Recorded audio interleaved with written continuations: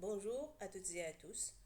Aujourd'hui, nous allons explorer un sujet essentiel dans la gestion de l'information et de la communication professionnelle.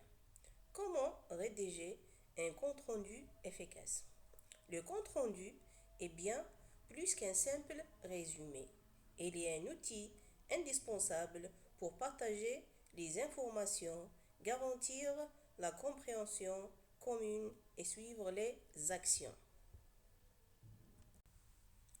Nous commencerons cette présentation par définir les objectifs principaux d'un compte-rendu, examinerons les différents types de compte-rendu selon les contextes et découvrir des techniques pratiques pour leur rédaction.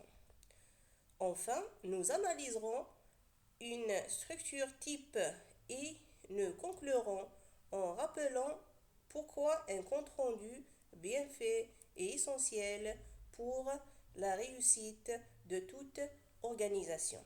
Ensemble, explorons comment faire de cet outil une véritable valeur ajoutée pour vos projets et vos équipes.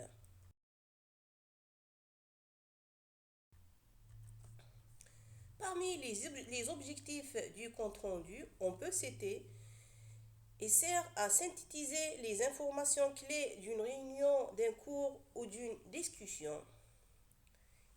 Conserver une trace des décisions prises ou des informations partagées. Faciliter la communication entre les parties prenantes et structurer la réflexion et clarifier les idées importantes. Les différents types de compte-rendu. Compte-rendu informatif résume les points essentiels sans analyse personnelle. Un compte-rendu analytique contient un résumé et une analyse des informations partagées. Compte-rendu décisionnel se focus sur les décisions prises lors d'une réunion de discussion. Compte-rendu d'entretien, il résume les échanges et les conclusions d'un entretien. Les techniques pour un compte-rendu efficace. Prendre des notes structurées, c'est-à-dire organiser les informations pendant la réunion. Hiérarchiser l'information, c'est-à-dire mettre l'accent sur les points importants. Utiliser un langage clair et concis, aller droit au but. Respecter l'ordre chronologique ou thématique. Relecture, relire pour corriger les erreurs et clarifier les idées.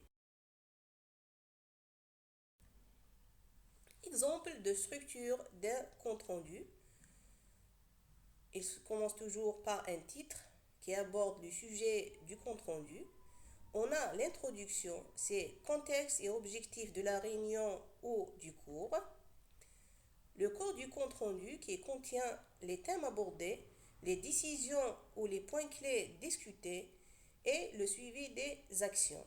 On termine toujours par une conclusion qui sert à une synthèse et mettre les prochaines étapes. L'importance du compte-rendu peut être résumée à travers plusieurs aspects, comme une mémoire collective. Elle permet de conserver une trace écrite des échanges. Suivi et responsabilité pour assurer que les décisions sont suivies et assignées. Clarté dans la communication, c'est-à-dire évite les malentendus en formalisant les échanges. Support de référence, utile pour revenir sur les informations passées. Pour conclure, un compte-rendu efficace est bien plus qu'un simple document. Il constitue une trace écrite, un outil de communication et une base solide pour le suivi des décisions et les actions.